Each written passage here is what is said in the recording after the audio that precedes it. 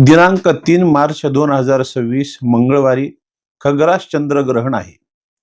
हे चंद्रग्रहण सूर्य उदयापासून ते सायंकाळी 6:48 पर्यंत आहे। ही माहिती आपल्याच डिस्क्रिप्शन बॉक्समध्ये एक लिंक आहे, तुम्ही सविस्तर माहिती घेऊ शकता। पण कोणत्या राशीच्या लोकांना हे फल आहे, कोणत्या राशीच्या लोकांना अनिष्ट फल आहे, याबद्दलची आपण माहिती घेणार।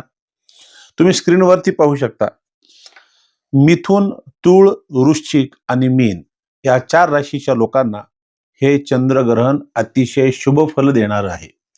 या 4 राशीच्या लोकांनी हे चंद्रग्रहण जर पाहिलं तर नक्कीच आपल्या जे काम आहेत ते कामही पार पडतील आणि आपल्याला काही अनेक शुभ संकेत दिसू शकतात। पण या 4 राशीच्या लोकांना हे चंद्रग्रहण अतिशय सौम्य फल देणारे ठरणार आहे। हे 4 राशीचे लोक कोणते आपण स्क्रीनवरती पाहू शकता।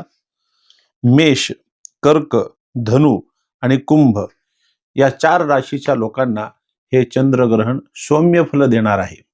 पण या राशीच्या लोकांनी हनुमंताची जर उपासना केली तर नक्कीच हे ग्रहण आपल्याला सुद्धा शुभ फलदायी ठरणार आहे।